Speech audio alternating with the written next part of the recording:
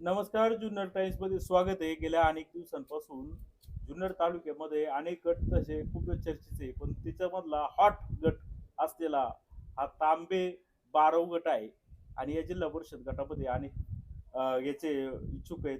अजूनही कुणाला ticket declare नाही, पण त्याच्या अगोदरच डिक्लेअर म्हणजे इतर पक्षांनी त्यांचे उमेदवार डिक्लेअर व्हायच्या आधीच शिवसेनेच्या तर्फे आज कुकडेश्वर या ठिकाणी प्रचाराचा नारळ फोडण्याचं काम या ठिकाणी पार पडलं. तर आपल्यासोबत शिवसेनेचे या भागातले नेते दत्ता गावरे सर आहेत. नमस्कार. नमस्कार. अचानक कसं? नाही, अचानक असं काय नाही. सर्वप्रथम सर्वांना जय महाराष्ट्र, जय आदिवासी, जय शिवराय. खरं तर जिल्हा परिषद निवडणुकीची हा जो काही कार्यक्रम आहे, हा आरक्षण डिक्लेअर झाल्यापासून आम्ही उमेदवारांची चाचपणी करत होतो. आमच्या पक्षाचे असणारे नेते आदरणीय शरददादा सोनवणे यांनी सांगितलं होतं की आपल्याला जिल्हा परिषदेचे उमेदवार आहेत ते आपल्याला हे करायचे. उमेदवारांच्या मुलाखती झाल्यानंतर खरं तर आम्ही आमचं जे काही बारव गाण्याच्या संगीताताई राजेश कारबळ आहेत, यांनी प्रचाराला 15 दिवसापासूनच सुरुवात केली होती. आमच्या तांबेगानाच्या ज्या काही बोतार्डे गावच्या सरपंच आहेत, वंदनाताई संदीप डोळस, ते डॉक्टर डोळस म्हणून आहेत. दादांनी त्यांच्यावरती विश्वास दाखवून त्यांना सांगितलं होतं की आपण सुरू करा. आणि जिल्हा परिषदेसाठी ज्या चावंड गावच्या ग्रुप ग्रामपंचायतीच्या विद्यमान सरपंच आहेत, त्यांना त्यांची मुलाखत झाल्यानंतर त्यांच्याशी दादा बोलल्यानंतर त्यांना देखील सांगितलं की आपण देखील कामाला सुरुवात करा. आणि या अनुषंगाने शरददादा हा शब्द फिरवणारा माणूस नाही, याची आम्हाला पूर्ण कल्पना आहे. दादांनी सांगितलं की तुम्ही गावोगाव प्रचार सुरू करा. मी तुम्हाला शब्द दिलेला आहे, मी कुठल्याही पद्धती शब्द बदलणार नाही. या अनुषंगाने आम्ही तिन्ही उमेदवार आज एकत्र करून आज श्री क्षेत्र कुकडेश्वर या ठिकाणी आलो. छोटेखानी खरं तर आमचं प्रत्येक गावचं नियोजन होतं, पण आमच्या हिवरे पटरला देखील एक मैत झाली, खामगावला देखील एक मैत झाली आणि कुकडेश्वर या ठिकाणी देखील एक मैत झाली. हा सगळा प्रकार घडल्यानंतर आम्ही ठरवलं की आपण उमेदवार आणि छोटेखानी आपण निवडक कार्यकर्ते जाऊयात आणि आपल्या कुकडेश्वराचा आशीर्वाद घेऊन आपण या प्रचाराला सुरुवात करूयात. म्हणून तर खरं तर हे केलं. आणि हे अचानक वगैरे काय नाही. गेल्या 1-1.5 महिन्यापासून उमेदवार स्वतःच्या लेवलला घराघरापर्यंत पोहोचण्याचं काम केलेलं आहे. मग सुमनताई लांडे असतील. सुमनताई लांडे तर ह्या MA DED झालेल्या उच्च शिक्षित उमेदवार आहेत आणि सध्या विद्यमान चावंड गावच्या ग्रुप ग्रामपंचायत सरपंच असल्या कारणानं त्यांचा देखील जनसंपर्क दांडगा आहे. आणि सध्या जी काही आमची PSA संघटना आहे सरपंचाची, त्यांच्या त्या कार्याध्यक्ष आहेत. म्हणजे खूप दिवसापासून ही सगळी लोक कार्यरत आहेत. आणि मग अधिकृत कुठंतरी आपण प्रचाराला सुरुवात केली पाहिजे. बऱ्याच वेळेला आमच्यावरती प्रसार माध्यमांमध्ये म्हणा किंवा सोशल मीडियावरती यांच्याकडे उमेदवार नाही किंवा यांना कोणी भेटत नाही. मग आम्ही आमच्या गटातल्या सगळ्या पदाधिकाऱ्यांनी ठरवलं. दादांशी चर्चा झाल्यानंतर आम्हाला दादांनी आदेश दिले का तुम्ही कामाला सुरुवात करा. मग आम्ही तिन्ही उमेदवार आलो आणि आज आमच्या या असणाऱ्या क्षेत्र कुकडेश्वर पवित्र ठिकाणी आलो. या ठिकाणून आशीर्वाद घेतला, आजपासून सुरुवात केली. आम्ही आधीच घराघरामध्ये जाऊन पोचलो किंबहुना अजून आता पुन्हा आम्ही एकदा आमची दुसरी तिसरी फेरी आता मतदारांपर्यंत होईल. आणि आमचं जे म्हणणं आहे ते म्हणणं आम्ही खरं तर हा जो पॅनल आहे, या पॅनलचा जर विचार केला तर बारो गाण्याच्या ज्या उमेदवार आहेत त्यांचे जे पती आहेत राजेश कारबळ, 20 वर्ष बारोमध्ये उपसरपंच म्हणून त्यांनी काम पाहिले. आणि त्यांच्या ज्या सुविध पत्नी आहेत संगीताताई राजेश कारबळ, या देखील गेल्या कित्येक दिवसापासून बचत गटाच्या माध्यमातून म्हणा किंबहुना इतर त्यांच्या कुटुंबियांच्या माध्यमातून समाजामध्ये वावरत असतात. तर दादांनी त्यांच्यावरती विश्वास दाखवला, त्यांना उमेदवारी दिली. त्या देखील त्यांचा 1-2 राऊंड पूर्ण झाले, त्यांची प्रचाराची गाडी फिरते इकडं. हे सर्व आणि तांबे गणातील ज्या उमेदवार आहेत, आपला ज्या वंदनाताई डोळस, त्या विद्यमान सरपंच आहेत एवढ्या मोठ्या बोतार्डे गावच्या. विशेष म्हणजे एकच गाव आहे त्यांचं, एकच घर आहे डोळस. परंतु गावाने विश्वास दाखवला, त्यांना सरपंच केलंय. सरपंच म्हणून त्यांची कारकीर्द अतिशय चांगल्या पद्धतीने चालली. आणि सुमनताई ह्या ग्रुप ग्रामपंचायत चावंडच्या विद्यमान सरपंच आहेत, त्यांनी देखील गावामध्ये अतिशय सुंदर काम केले.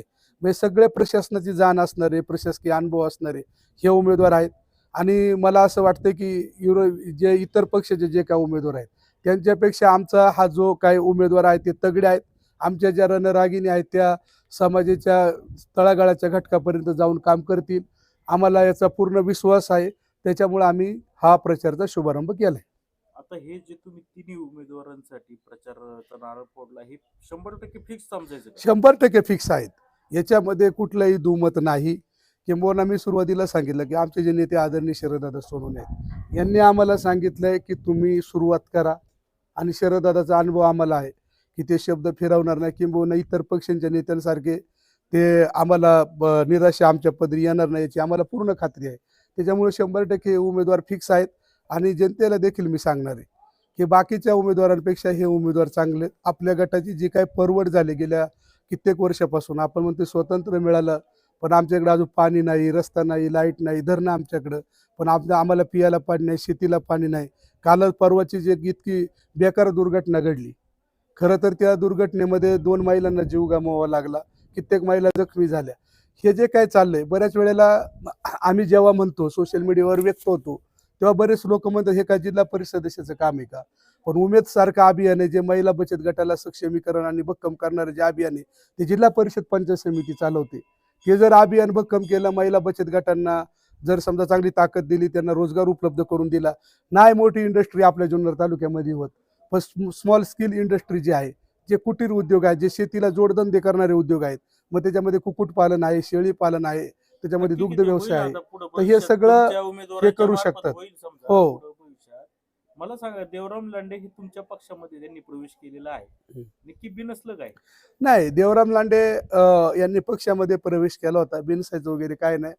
आम्ही देखील त्यांना उमेदवारी खरं तर द्यायला देखील तयार होतो, पण आता ह्या निवडणूक आरक्षण जाहीर होऊन देखील देवराम शेठ लांडे हे आमच्याकडे काय म्हणजे किंबहुना आमच्याकडे म्हणण्यापेक्षा म्हणजे शरद देवराम दादांकडे लांडे यांना उमेदवारी डिक्लेअर केली होती. हा डिक्लेअर म्हणजे दादांनी जेव्हा त्यांचं आदरणीय एकनाथ शिंदे साहेब आले होते तेव्हा पक्षामध्ये घेतलं होतं, तेव्हा आदरणीय शरद दादा त्यांची चर्चा होऊनच देवराम शेठ लांडे यांनी तिकडं प्रवेश केला होता.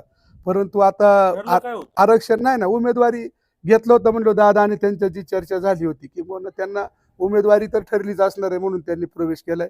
तसं देवराम लांडे बिगर मतलबाचं पुढे जात नाहीची जाण आपल्याला आहे. परंतु आता जे काय आरक्षण डिक्लेअर झालं महिला आल्यानंतर, देवराम लांडे मला वाटतं दादाकडे एकदा पण गेले नाही, किंबहुना उमेदवारी मागितली नसावी किंवा काय त्यांच्या लेवलला झालंय मला माहित नाही. परंतु दादांनी सांगितलं की आपल्याला उमेदवार आपल्याला जिल्हा परिषद तांबे बिनसाईचं बारोली कारण काय, समजा देवराम लांडे तुमच्याकडे जात नाही, तुम्हाला तिकीट डिक्लेअर केलं होतं शरद सोनवणेंनी तुम्ही सांगताय, तरी देखील देवराम लांडे जात नाही, म्हणजे नक्की अर्थ काय? नाही, त्यांचं वैयक्तिक काय अडचण आहे, त्यांनी काय आम्हाला सांगितली नाही. कुटुंबामध्ये बऱ्याच वेळेला बोलताना त्यांना म्हणणे का आमचा मुलगा ऐकत नाही, आम्हाला दुसऱ्याच पक्षातून उमेदवारी पाहिजे, असं त्यांची काहीतरी वैयक्तिक अडचण, त्यामुळं ते आम्हाला माहीत नाही. आणि देवराम लांडे आपण पाहतोय तो एका जागेवर कोणत्याच पक्षामध्ये टिकलेला नाही, त्याच्यामुळं त्यांनी काय विचार केला तो त्याचं त्याला माहिती. बरं, आहे का तसं देवराम लांडेंचं इथं प्राबल्य आहे आता? नाही, प्रबल म्हणण्यापेक्षा जर आपण त्यांची कारकीर्द जर बघितली तर एवढी काही समाधानकारक अजिबात नाही. कारण काम प्राबल्य म्हणण्यापेक्षा त्यांच्याकडं सोशल मीडिया किंवा त्यांची जी प्रेझेंटेशन करण्याची जी पद्धत आहे ती जास्त अतिरेक होतो. आपण पाहतोय जिथं ॲक्सिडेंट झाला देवराम लांडे गेला, शेळी वाघांनाखाली देवराम लांडे गेला. पण असं जे ठोस ज्या भूमिका घ्यायला पाहिजे, ज्या गटाच्या दृष्टीने जे रस्ते, लाईट, पाणी याच्यासाठी पाठपुरावा करायला पाहिजे, जन आंदोलन छेडायला पाहिजे, तसं देवराम लांडे काय करताना दिसत नाही. इथं रोजगार उभा करत नाही जसं मी म्हणण्याप्रमाणे. पण बनकर फाट्याला कोणी पैसे बुडवले का देवराम लांडे तिकडे जाऊन कपडे काढतोय. ही त्याची जी काही कामाची जी पद्धत आहे ती आता जी काही सुशिक्षित लोक आता अलीकडे आहेत त्यांना काही ती भावणार नाही. त्याच्यामुळे देवराम लांडेचं प्राबल्य म्हणण्यापेक्षा आता इतकी लोक वैतागल्यात. तुम्ही पाहतोय की आपण विरोधी कोणी उमेदवार असलं तरी लोकांना परिवर्तन बाकी या गटामध्ये घडवायचे हे लोकांनी प्रत्येक मतदारांनी ठरवलेलं आहे. म्हणजे देवराम लांडे तिथं समजा एखाद्या महिलेचे पैसे दिले नाही किंवा ठरलेला रोजगार मिळाला नाही बनकर फाट्याला, म्हणून तिथं जाऊन समजा काय करतात त्यांच्या स्टाईलनी, ते चुकीचे असं म्हणायचं? नाही, बऱ्याच वेळेला नाण्याला 2 बाजू येतात संदीप भाऊ. एक बाजू आहे की पैसे का ठेवलेत किंवा कोणी की पण शेतकरी आहे बघा. सगळे शेतकरी काय सगळे सदन नाही किंवा सगळे पैसेवाले नाही.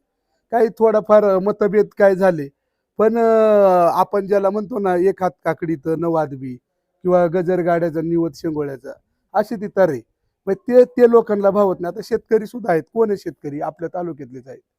बऱ्याच वेळेला शेतकऱ्यांना सुद्धा मजुरांची गरज आहे आणि मजुरांना सुद्धा आपल्या रोजगाराची गरज आहे. हा कुठंतरी सांगड घालणं खूप गरजेचं आहे. पण ह्या अशा प्रेझेंटेशनमुळे ना मजूर आणि शेतकऱ्यांमध्ये कित्येक वेळाला मतभेद झालेले आपल्याला पाहायला मिळतात. किंबहुना मग आता आपण जर जुन्नर तालुक्याचा विचार केला तर परप्रांतीय मजूर किती आता इकडे शिरकाव करायला लागलेत. त्याच्यामुळे कदाचित आपल्या जे काही आपल्या पट्ट्यातले मजूर आहेत त्यांच्यावर देखील भविष्यामध्ये काम त्यांना मिळणार नाही अशी परिस्थिती निर्माण होऊ शकते. याला जबाबदार देवराम लांडे. नाही नाही आहेच ना, निश्चितपणे आतापर्यंत प्रतिनिधित्व केलंय ना, म्हणून जबाबदार आहे. कुठं लगेच काही थोडं भांडण झालं ॲट्रॉसिटीची धमकी दे किंवा त्या शेतकऱ्याला ब्लॅकमेल कर, ह्या गोष्टी देवराम लांडेंनी वारंवार केल्यात. हे आपल्या माध्यम करू नको असं म्हणत नाही. आम्ही देखील कित्येक ठिकाणी समजा मजुरांना कोणी अडवलं, पैशावरून काही झालं, आम्ही देखील कित्येक ठिकाणी जाऊन मजुरांचे पैसे, पण त्याचा लय राजकारण, त्याची मीडियाबाजी आम्ही कधीच नाही केलेली. किंबहुना ॲक्सिडेंट झाला तर किती लोकांना मी मदत आम्ही आमच्या ग्रुपच्या माध्यमातून करून दिली, आजारी पेशंटला दिली. आता काल मी तिथे होतो, पेशंटचं बिल कमी केलं, 4 पेशंट आम्ही सोनवणे डॉक्टरांकडे शिफ्ट केले, CM फंडातून त्यांना मदत करायचं ठरवलं, आमदार शरददादांची चर्चा केली. मग हे सगळं केलं, पण याचं कुठं मीडियामध्ये आम्ही दिलं नाही. कारण का तर ती लोक हातबल झाले, त्यांचं कोणचा हात मोडलाय, कोणचं पाय मोडलाय, कोणचं काय झालंय, त्याच्यावरती व्हिडिओ करणे, राजकारण करणे, हे माझ्यासारख्या माणसाला काही ते पटत नाही. पण लोकांना व्हिडिओ मदत काढला करतोय. म्हणजे राजकारण कसं काय? नाही नाही, व्हिडिओ काढून काय होतंय बघा आता ते म्हणजे कित्येक वेळेला आता हे इथं चावंडला ॲक्सिडेंट झाला, तिथं गुन्हा दाखल केला पाहिजे म्हणून आपल्या पचलिंगाजवळ ॲक्सिडेंट झाला, 2 मुलं गेली, गुन्हाच दाखल करायचा, अखंड तांडव केला, व्हिडिओ काढला, न मुलांना इन्शुरन्सची मदत मिळाली, न समोरच्या माणसाकडून मदत मिळाली. कुठंतरी संयम जर ठेवला देवराम शेठ लांडे यांनी, ठीक आहे, चांगलं ते त्याच्यामधून आपण म्हणू की चांगली गोष्ट पण एखादी घडेल, पण संयम ठेवला, जर संयमाने जर गोष्टी बघितल्या तर ते देखील भागाचं खूप चांगलं करू शकले असते. कारण जिल्हा परिषदेचं अध्यक्षपद त्या माणसाला होतं, नंतर जिल्हा परिषद सदस्य होतं, आमदार खासदारांबरोबर उठ बस, मंत्र्यांबरोबर ओळखी त्या माणसाच्या होत्या. पण त्याचा उपयोग जर खरोखर समाजासाठी केला असता, चांगल्या कामं आणण्यासाठी केला असता, तर निश्चित पद्धतीने या गटाचा विकास अतिशय सुंदर झाला असता. किंबहुना आपण बाकीचे जिल्हा परिषद गट बघितले, तिकडे कधी अध्यक्षपदाची संधी नाही मिळाली, पण आपल्या गटाला मिळाली होती.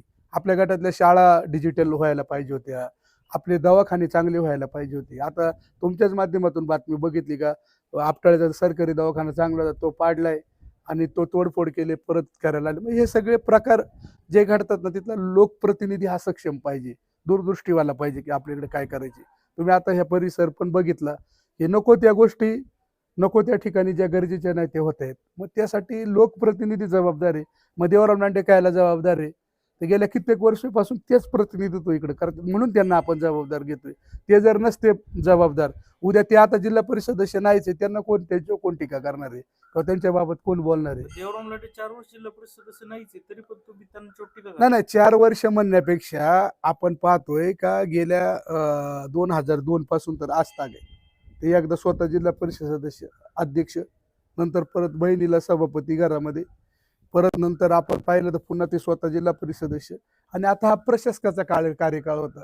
पण एक अध्यक्ष असणारा माणूस, एक जिल्हा परिषद सदस्य असलेला माणूस, त्याचा होल्ड प्रशासनावरती असतोच ना, त्याच्यामुळे त्याच्यावरती टीका जुन्नर होते. तालुक्याच्या आमदारांचा होल्ड प्रशासनावर नाहीये, तुम्ही एका जिल्हा परिषद सदस्यावर कशी काय अपेक्षा करता? नाही नाही नाही नाही, आमदारांचा होल्ड म्हणण्यापेक्षा आमदारांनी आमदारांच्या पद्धतीने आहे. आता आमदार मग आहेत, hold आहे तर नाही मग नाही जी कामं इथली जी थांबली ती का नाही तुम्ही करत? नाही, मग ह्या खालच्याच इथले लोकप्रतिनिधींनी, रस्त्यावरचे नाही, खड्डे वगैरे काय जिल्हा नाही, परिषद मुळात सदस्य मुळात एवढीच मुद्दा असा आहे का खालचे जे लोकप्रतिनिधी आहेत त्यांनीच कळवायला पाहिजे ना तिथपर्यंत. आता समजा एसटी नाही आली सुकाळवेड्याला, मी तिथला सरपंच आहे, तर मी आमदारांना कॉन्टॅक्ट केला पाहिजे. ही एसटी येत नाही, दरड कोसळले, रस्ता व्यवस्थित नाही, हे जर तिथल्या लोकल प्रतिनिधींनी आमदारांकडे पाठपुरावा केला तर ती कामं होतील. आमदारांच्या लक्षात आणून दिलं पाहिजे का या भागामध्ये पशुसंवर्धन अहो, अधिकारी नाही, तलाठी नाही. इथं देवराम लांडे ZB सदस्य असतील आणि आपले आमदार साहेबच आमदार होते, सोनवणे साहेब, त्यावेळी त्यांनी रस्त्याचा प्रश्न हाती घेतला होता. तर त्यांना म्हणजे आताचे आमदार आहेत त्यावेळी तेव्हा पण होते, त्यांनी डायरेक्ट फोनवर चुकीची भाषा वापरली. नाही, तुम्हाला पाहिलं का देवराम लांडेंनी जे जे रस्त्याची आंदोलन हातात घेतली, परजेशी आणून रस्ता उकारला किंवा ठेकेदाराविषयी अखंड तांडव केली. पण तुम्ही पाहिलं का देवराम लांडेंनी एखादा ठेकेदार ब्लॅकलिस्ट होईपर्यंत कधी पाठपुरावा केलाय? सकाळी देवराम लांडेंनी रस्त्यावरती स्टंटबाजी केली ना, तर संध्याकाळी ठेकेदार आणि देवराम लांडे बऱ्याच वेळा गळ्यात हात घालून दिसतात. त्यामुळे आमदारांनी त्यांना त्यावेळेस, मला तो काळ चांगला आठवतोय, की त्यावेळेस त्यांनी त्यांना सांगितलं की तू हे जे करतो हे चुकीचं करतोय. काय आहे, तू आमदारांसमोर जाऊन बस, दाखव. पण JCB आणून एकदा रस्ता उकारला होता किंवा ते रस्त्यावरचे जे स्टंट आहेत ते केले ना, तर ते काय पूर्णपणे करीत नाहीत. तो ठेकेदार ब्लॅकलिस्टेड झालाच नाही आतापर्यंत. मग काय करायचं, सकाळी ओरड करायची, संध्याकाळी गळ्यात हात घालायचं, ही प्रथा विषय असा आहे का माहिती. समजा गळ्यात हात घातला का काय घेतला तर ते तुम्ही पाहिलं असेल किंवा काय असेल त्यांचं त्यांना माहिती. परंतु आवाज उठवायचं तर काम तर देवराम लांडे करतात. आणि समजा तुम्ही आवाज उठवायचा तर समजा जे संबंधित जे कोण आमदार असतील त्यांनी त्यांना साथ द्यायला पाहिजे ना. नाही, 100% ना. पण मग काय तसं का होत वाटतंय, नाही? दरवेळेस मतलबासाठी जर आवाज उठवणार असतील ना, तर त्यावेळेस मग आणि कित्येक वेळेला देवराम लांडेला आमदार शरददादा सोनवणे असताना देखील मदत केलेली. त्यांच्या गावामध्ये यात्रा होत नव्हती, दादांनी यात्रा सुरू करून दिली. यात्रेत त्यांच्या जाऊन गावामध्ये यात्रेने रस्ता कोणाचं पोट रस्ता नाही होत भरत नव्हता. साहेब, ऐका ना, तेच मी सांगते, रस्ता होत नव्हता. रस्ता त्यांनी त्यांच्या गावापर्यंत डांबरीकरण केला. या सगळ्या गोष्टी आमदारांनी त्यावेळेस सपोर्ट केलेलाच आहे ना. म्हणजे आमदार शरददादांनीच देवराम लांडेला त्या काळात मानाचं स्थान, जिल्हा परिषदेची ते निवडून आले होते. त्यांना खूप सपोर्ट त्या काळामध्ये खरं तर दादांनी केला. हे सगळे रस्ते ना आपण बघितले. ते सगळे रस्ते दादांनी डांबरीकरण त्या काळामध्ये केले होते. तर देवराम लांडेच दादाचे गुण गायचे. का इतका गुळगुळीत रस्ता दादाच्या काळामध्ये झालाय. नंतरच्या काळामध्ये देवराम लांडे राष्ट्रवादीत गेले. लागले म्हणायला, खड्ड्यात रस्ता का रस्त्यात खड्डा.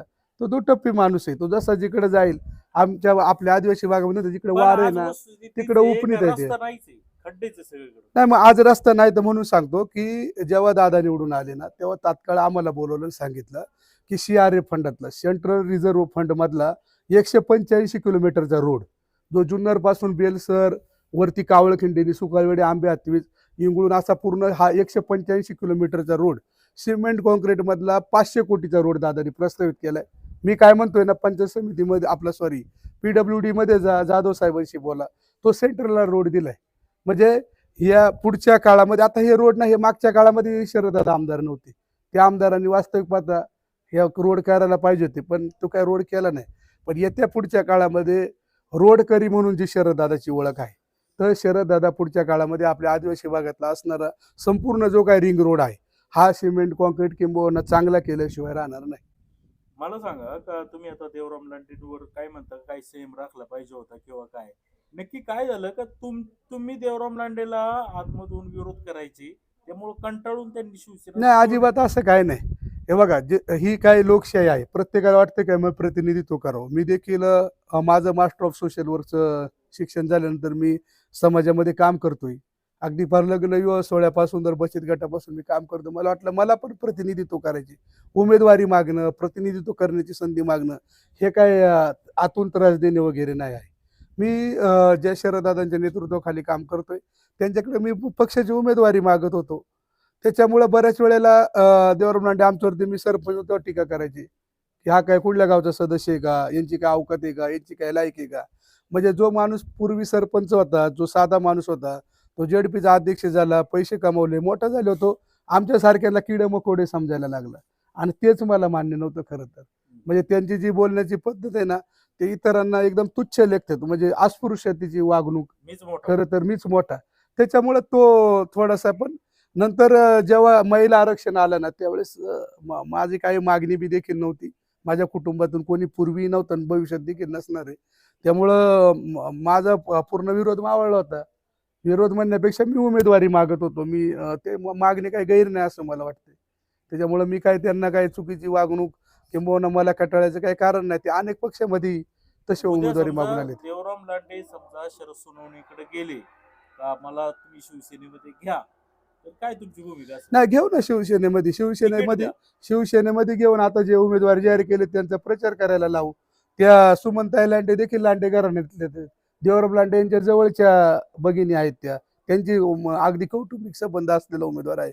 देवराम लांडे करील ना प्रचार. एकदा देवराम लांडेंनी मोठेपणा दाखवा की या शिवसेनेमध्ये तुझं स्वागत आहे बाबा, आणि कर लांडे ताईंचा प्रचार. जाऊ दे एकदा की हो, आता मी उमेदवार होतो. मी जेव्हा सर्वसाधारण असतं तर मी उमेदवार होतो, पण आता मी उमेदवार लांडे ताई तर माझ्या घरातले देखील नाही. ठीक आहे, आलं लक्षात. पण मी मला आता हा तिकीट तर मिळणार नाही असं तुम्हाला हा. म्हणायचंय. मला सांगा का सुनीता बोराडे या शिवसेनेमध्ये होत्या, त्यांचं तिकीट देखील कन्फर्म करण्यात आलं होतं असं असतानाही त्यांनी शिवसेना पक्ष म्हणजे सोडलं जमा आणि इतर पक्षांकडे ते गेल्या, काय कारण होतं? नाही, कसं आहे, अतिगाई संकटात असं तो सगळा प्रकार आहे. आदरणीय सुनीताताई बोराडेंना देखील आम्ही आदरणीय शरददादा सोनवणे यांनीच उमेदवारी जाहीर केली होती. आमचे राज्याचे नेते असणारे एकनाथ शिंदे साहेबांनी, त्यांचे चिरंजीव आले होते. त्या ठिकाणी तो कार्यक्रम झाला होता. सगळं व्यवस्थित चालू होतं. पण जसं महिला आरक्षण आलं आणि काय त्यांनी कसं काय विचार केला मला माहीत नाही. पण ते समोरच्या राष्ट्रवादी पक्षाकडे त्या उमेदवारी मागायला लागल्या आणि अजूनही त्या तिकडेच उमेदवारी मागतात. त्यामुळे त्या इकडे उमेदवारी आपल्याकडे मागत नाही शिवसेना पक्षाकडे. काय झालं काय? नाही, काहीच झालं नाही. देवराम लांडे शिवसेना पक्षामध्ये आले. त्यांना वाटलं की आता उमेदवारी आम्हाला मिळणार नाही. म्हणून त्या समोरच्या पक्षाकडे जाऊन उमेदवारी मागायला लागले. पण देवराम लांडे हा माणूस असा आहे, दुसऱ्याला म्हणजे काय जे लोकं म्हणतात, कुत्र्याला खाऊन देत नाहीत आम्हाला कुठून. ते तिकडे मागे गेले, हा तिकडे जाऊन उमेदवारी मागायला लागला. आणि हा जो तिकीटाचा खेळ आहे ना, हा चालत राहणार आहे. आणि राष्ट्रवादी पक्षाचं मला चांगलं माहिती आहे. आम्ही कोणीच नव्हतो. आम्ही विद्यार्थी दशेमध्ये तेव्हापासून पाहतोय, की लोकांना सांगणार तिकीट तुम्हाला शेवटपर्यंत सांगतील, शेवटी तुझी तिकीटच देणार नाही. असं आपण जुन्नर नगरपालिकेमध्ये बघितलं, किती निष्ठावान कार्यकर्ते होते. तिकीट नाही दिलं, शेवटी 5-6 नगरसेवकांवरती समाधान मानावं लागलं. ती त्यांची रणनीती आहे, मला त्याच्यावरती बोलायचं नाही. पण आदरणीय शरददादा आहे ना, एक पूर्ण चाणक्य माणूस आहे, हुशार आहे. त्यांना माहिती आहे की आपण कुठं काय केलं पाहिजे, म्हणून त्यांनी आम्हाला तिकीट सांगितलं की शिवसेनेने जाहीर केलं होतं, समजा देवराम लांडेमुळे मला तिकीट मिळते का नाही असं त्यांचं स्वाभाविक आहे. परंतु आता तिकडे राष्ट्रवादीमध्ये देखील त्यांना तिकीट मिळत नाही असं समजतं. देवराम लांडेच्या सुनबाईंना शब्द दिलाय अजितदादांनी असंही समजतं. मग असं असताना ते तुमच्याकडे आले होते, तुमच्यासोबत चर्चा झाली होती, परंतु नक्की काहीतरी नाही, तिथं आम्ही बिनसलं त्यांचं होतं, नक्की झालं काय? आम्ही त्यांचं स्वागतच करायला तयार आहे. काय झालंय, त्यांच्या अटी आणि शर्ती खूप आहेत. आता आमचा राजूदादा कारबळ, त्यांच्या असणाऱ्या पत्नी संगीताताई कारबळ 15 दिवसापासून उमेदवारी. आम्ही सांगत होतो की आम्ही कोण नाही खाली. आमचं जे नेतृत्व आहे ते शरददादा सोनवणे आहे. त्यांच्याकडे बसा, बोला. पण ते दादांपर्यंत चर्चा करायलाच गेले नाही. अजूनही गेले नाही, मला माहीत नाही. तर पण तत्पूर्वी आम्हाला दादांनी सांगून टाकलं, राजूदादाच्या मुलाचं वर्ष श्राद्ध होतं त्या कार्यक्रमाच्या दिवशी. तुम्ही तुमच्या कामाला सुरुवात करा. आम्ही सुरुवात करून टाकली. बाकी काही नाही. आता उमेदवारी देणं, न देणं, काय करणं हा संपूर्ण अधिकार हा आमच्या शिवसेना पक्षाचे जे काही नेते आहेत, तालुका प्रमुख आहेत, आदरणीय आमदार आहेत, त्यांच्याकडे आहे हा. आता आम्हाला तर त्यांनी नाही सांगितलं की तुम्ही नाही उमेदवार म्हणून. आम्हाला सांगितलं तुम्ही कामाला लागा, तुम्ही उमेदवार आहे म्हणून. आम्ही सुरुवात केली. आम्ही आमच्या कामाला लागलोय. नाही, नक्की झालं होतं काय? सुनीता बोराडे इकडे गेल्या होत्या शरद सोनवणेकडे तुमच्या मार्फत, आणि त्यांनी मागणी केली का आम्हाला नाही, नाही, तिकीट नाही. द्या. ती आपल्याला थोडीशी माहिती मिसअंडरस्टँडिंग आहे. ते गेलेलं मला काही समजलं नाही. आता माझ्याबरोबर तर नाही. चर्चा झाली होती की आम्ही येतोय वगैरे. आम्ही त्यांचं स्वागत पण करतोय. पण आमचं असणारं ते जे काही ते 3 उमेदवार आहेत, तिन्ही उमेदवारांना घ्या. तिने म्हणजे कोण? म्हणजे इकडं असणाऱ्या शेळकंदेताई, तिकडे गोलपताई आणि ते स्वतः. तर आम्ही सांगितलं की आता राजूदादा कारबळ आमचा खूप पुढे गेलेले, तर तुम्ही आमच्याशी बोलण्यापेक्षा आदरणीय शरददादांशी बोला. पण ते बोलले का नाही आजपर्यंत, तसं आम्हाला दादांकडून काही निरोप नाही आला, किंबहुना त्यांच्याकडून काही समजलं नाही. त्यांना अपेक्षा आहे की त्यांना त्यांच्या त्या राष्ट्रवादी पक्षातूनच मिळणार आहे, असं आम्हाला समजते वाया वाया. पण आमच्यापर्यंत ते आल्या नाही, किंबहुना दादांचा तसा काही निरोप आला मग नाही. ही ऑफर कोणाकडे दिली होती? तिने सगळे आम्हाला घ्या, आम्ही प्रवेश करतोय, तुमच्याकडे दिली नाही, होती? त्यांनी कार्यकर्त्यांमध्ये चर्चा केली होती. तुम्ही होता का हा, त्यावेळी? होतो ना, मी देखील होतो. कोण कोण होतं त्यावेळी? आम्ही होतो, आमचे लीगल हेडचे जे काही तालुका प्रमुख आहेत, ॲडव्होकेट सचिन चव्हाण होते, आमचे विभाग प्रमुख राजू डोंगरे होते, अशोक मोचरे होते, खूप सारी मंडळी होती. समोरून कोण होतं? समोरून बोराडेताईंचे पती होते आणि बाकीचे मंडळी त्यांचे कार्यकर्ते होते. पण त्यांनी सांगितलं की आम्हाला यायचे. आम्ही म्हणलं स्वागत आहे तुमचं, कारण तुम्ही आमचेच उमेदवार आहे. आम्ही काही तुम्हाला नाही म्हणत नाही. पण ते आम्ही तिघांना घ्या म्हणल्यानंतर आपले जे काही कार्यकर्ते आहेत, राजूदादा कारबळ, नंतर डॉक्टर डोळसनी देखील तयारी, दररोज घरोघर तयारी चालली होती. सुमनताई लांडे देखील त्यांच्या पद्धतीने चाचपणी गटामध्ये करीत होती. आम्हाला या सगळ्याचा विचार करावा लागेल, आम्ही असं म्हणलो होतो. पण हा निर्णय घेण्याचा अधिकार आदरणीय शरददादांकडे आहे. शरददादांकडे जावं आणि चर्चा करा, असं आम्ही त्यांना सांगितलं होतं. पण चर्चा झाली का नाही असं काही दादाकडून आम्हाला निरोप आला नाही. तर तुम्हाला काय काय त्याच्यामध्ये काय म्हणजे समजा चर्चेचं फलित काय झालं? समजा चर्चा फिसकटली तुमची, परंतु त्यांची ऑफर होती का तिन्ही उमेदवार आमचे आयात करून घ्या, तुमच्याकडे तिकीट द्या. तुम्ही किती लोकांना आयात करायला किंवा तिकीट द्यायला तयार होता? नाही, आम्ही आम्ही आम्ही कशालाच तयार. म्हणजे आमचं म्हणणं आहे की तुम्ही आदरणीय शरददादांकडे जा. शरददादांशी चर्चा करा आणि शरददादा जो निर्णय घेतील तो आम्हाला मान्य आहे. पण ते तशी काही चर्चा झाली किंवा नाही झाली याची म्हणजे आम्हाला तरी आज तागायत कल्पना नाही. किंबहुना दादाने देखील निरोप दिला नाही का काही तुमचं चर्चा काहीच झाली चर्चा झाली नाही. नाही आमच्यामध्ये काहीच नाही. आम्ही सोनवणेची तुमची नाही, चर्चा झाली नाही. आमची चर्चा झाली. त्यांनी सांगितलं का 3 उमेदवार घ्या. आम्ही सांगितलं आम्ही 3घही घेतो. पण बुवा जी खालची उमेदवारी आहे बारोगानातली ती राजूदादा कारबळ त्यांच्या पत्नी खूप पुढे गेलेल्या आहेत याचा विचार करावा लागेल. पण हा निर्णय घेण्याचा अधिकार आदरणीय शरददादांनी एवढं सांगितलं म्हणजे होतं. तुमचा विरोध होता का काय यांचं वाळ्यांची मुलगी नाही विरोध नव्हता. विरोध नाही. विरोध म्हणण्यापेक्षा आम्ही म्हणतो तुम्ही या सगळ्यांचं स्वागत आहे. पण पुढं जाऊन कशा पद्धतीने उमेदवारी द्यायच्या राजूदादाला काय करायचं किंवा त्या गोलप वाळताईला काय करायचं हा निर्णय शरददादांचा आहे. तुम्ही सल्ला तर काय दिला तोच दिला ना. हा दादांकडे जावा दादांकडे नाही, या. सोनवणेंनी ज्यावेळी तुम्हाला फोन केला त्यावेळी तुम्ही तेच सांगितलं ना का तयार आहेत फक्त त्या कारबळ तेच हो हो हो तोच विषय आहे. ते म्हणलं होते आमच्याकडे पाठवून द्या चर्चा करूयात आपण. दादांना आम्हीच विनंती केली होती चर्चा करून घ्या. दादा म्हणलं ठीक आहे द्या पाठवून पण चर्चा झाली की नाही तो काय विषय माहित नाही. पण आता हे ज्या आहेत समजा सुनीता बोराडे यांना पुढे तुमच्या पक्षाकडून तिकीट मिळू शकतं का? आता कसं आता उमेदवारी तर जाहीर झाली. सुमनताई लांडे तर तुम्ही एकदा म्हणतायत की अजून नाही नाही नाही तो आजचा म्हणजे आज आपण नारळाचा शुभारंभ केलाय. वाढवले क्लिअर झाली. हा उमेदवारी डिक्लेअर झाली ना. हे कधी हा आता 4-5 दिवसापूर्वीचा कालावधी मी आपल्याला सांगतो. तयारी करायला आम्ही सांगणं थांबलो वेगळं. होतो. नाही नाही आम्ही थांबलो होतो 2-3 दिवस. त्यांनी सांगितलं 2 दिवस थांबा 3 दिवस थांबा.